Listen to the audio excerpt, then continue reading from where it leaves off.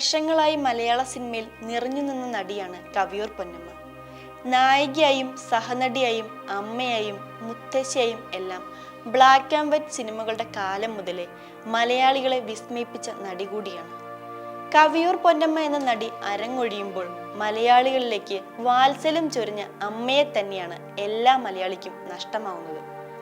നോട്ടവും സ്നേഹം നിറഞ്ഞ വിളികളും പരിഭവങ്ങളും മാതൃദുഃഖത്തിന്റെ തീരാ കണ്ണീരും എല്ലാം മലയാളി തിരിച്ചറിഞ്ഞത് കവിയൂർ പൊന്നമ്മ എന്ന നടിയിലൂടെയായിരുന്നു. ആടിത്തീർത്ത വേഷപ്പകർച്ചകളിലെല്ലാം ഒളിപ്പിച്ചു വെച്ച ഒരു മികച്ച നടിയുടെ എല്ലാം തികഞ്ഞ ഗുണങ്ങളും ഉണ്ടായിരുന്നു. അങ്ങനെ മലയാളികളെ ആസ്വാദനത്തിന്റെ പരകോടിയിലേക്ക് എത്തിച്ച മലയാളികളുടെ സ്വന്തം അമ്മമാരിൽ ഒരാളാണ് നമ്മളിൽ നിന്ന് പടിയിറങ്ങിയത്. 1000 അമ്മ മഴക്കാറുകൾ കണ്ണിറഞ്ഞ് പെയ്യാനാഞ്ഞ് നിൽക്കുകയാണ്. ജലകൈകൾ നീട്ടി ആ അമ്മയ്ക്ക് വഴിയൊരുക്കുകയാണ്. സിനിമയും ജീവിതവുമായി ഏറെ ബന്ധപ്പെടുത്തി കാണുന്ന മലയാളിക്ക് എന്നും അമ്മയുടെ മുഖവും മനസ്സും നൽകി ഊട്ടി ഉറക്കിയത് കവിയൂർ പൊന്നമ്മയാണ്. സിനിമാ ലോകത്തെ അമ്മയായിട്ടാണ് കവിയൂർ പൊന്നമ്മയെ സിനിമാ പ്രേമികൾ ഇന്നും കാണുന്നത്. 6 പതിറ്റാണ്ടുകൾ നീണ്ടുനിന്ന അഭൗമമായ ചലച്ചിത്ര സബരിയ അഭിനയത്തെ ആവേശമാക്കിക്കൊണ്ടായിരുന്നു കവിയൂർ പൊന്നമ്മയുടെ നിതാന്തമായ യാത്ര. ആ യാത്രയുടെ തുടക്കം 1962 ശ്രീരാമ പട്ടാഭിഷേകം എന്ന ചിത്രത്തിലൂടെയാണ്. മലയാള സിനിമാ രംഗത്ത് ഒട്ടേറെ പ്രമുഖ നടന്മാരുടെയൊക്കെ അമ്മയായി കവിയൂർ പൊന്നമ്മ വേഷമിട്ടു. മോഹൻലാലിന്റെ അമ്മയായുള്ള വേഷങ്ങളാണ് കൂടുതൽ ശ്രദ്ധിക്കപ്പെട്ടത്. ആ വേഷങ്ങളിൽ മലയാളിക്ക് ലഭിച്ചത് സ്നേഹനിധിയായ ഒരു അമ്മയെയാണ്. യശശരീരനായ തിലകനുമായി ചേരുമ്പോൾ മലയാളികൾ എവിടെയൊക്കെയോ പരിചയിച്ച അച്ഛനെയും അമ്മയും തിരശീലയിൽ പുനർജനിക്കുകയായിരുന്നു. അതിനപ്പുറത്തേക്ക് ഒരമ്മയും അച്ഛനെയും സങ്കല്പിക്കാൻ പോലും ഇപ്പോഴും ഒരു സിനിമാ ആസ്വാദകനുമാകില്ല എന്ന് തീർച്ച.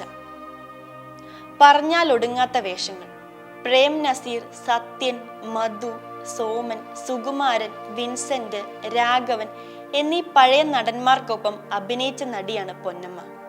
4 തവണ ഏറ്റവും മികച്ച രണ്ടാമത്തെ നടിക്കുള്ള സംസ്ഥാന അവാർഡും ലഭിച്ചിട്ടുണ്ട്. നെറ്റിയിലൊരു വട്ടപ്പൊട്ടും ചിരിച്ച മുഖവും തന്നെയാണ് താരത്തെ ഓർക്കുമ്പോൾ മലയാളികളുടെ മനസ്സിലേക്ക് ഓർമ്മ വരുന്നത്.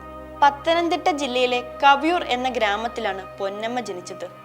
കുട്ടിക്കാലം പൊൻകുന്നത്തായിരുന്നു. പിന്നീട് LPR വർമ്മയുടെ കീഴിൽ സംഗീതം പഠിക്കാനായി ചങ്ങനാശ്ശേരി എത്തി.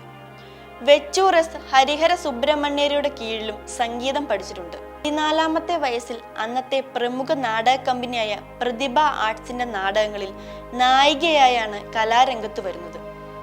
KPSCയുടെ മൂലധനം എന്ന നാടകത്തിലൂടെ നാടക രംഗത്തെത്തി. തോപ്പിൽ ബാസി ആണ് തന്റെ അഭിനയ കലയുടെ ഗുരുവായി കാണുന്നത്. സിനിമാ നിർമ്മാതാവായിരുന്ന മണിസ്വാമിയാണ് പൊന്നമ്മയുടെ ഭർത്താവ്. തന്റെ ആദ്യ നായിക ചിത്രമായ റോസിയുടെ നിർമ്മാതാവായ മണിസ്വാമി സെറ്റിൽ വെച്ചാണ് ജീവിതത്തിലേക്ക് ക്ഷണിക്കുന്നത്. 1970കളുടെ തുടക്കത്തിലാണ് സിനിമാ ലോകത്ത് പൊന്നമ്മയുടെ യാത്ര ആരംഭിച്ചത്. തന്റെ അഭിനയ മികവ് കൊണ്ട് വളരെ പെട്ടെന്ന് തന്നെ ശ്രദ്ധ പിടിച്ചുപറ്റി. നിരൂപക പ്രശംസ നേടിയ നിർമാല്യം എന്ന ചിത്രത്തിലാണ് അവളുടെ ആദ്യകാല വേഷങ്ങളിലൊന്ന്. അവളുടെ പ്രകടനം അതിന്റെ ആഴത്തിനും ആധികാരികതയ്ക്കും പരക്കെ പ്രശംസിക്കപ്പെട്ടു. ഇത് നല്ലൊരു കരിയറിന് തുടക്കം കുറിച്ചു. 1974 പൊന്നമ്മയുടെ കരിയറിലെ മറ്റൊരു നാഴികക്കല്ലായിരുന്നു നെല്ലു എന്ന കഥാപാത്രം. സാമൂഹിക പ്രസക്തിക്കും സ്വാധീനമുള്ള കഥപറച്ചിലിനും പേരുകേട്ട സിനിമ. വൈവിധ്യമാർന്ന കഥാപാത്രങ്ങളെ സൂക്ഷ്മതയോടെ അവതരിപ്പിക്കാനുള്ള അവളുടെ കഴിവ് പ്രദർശിപ്പിച്ചു.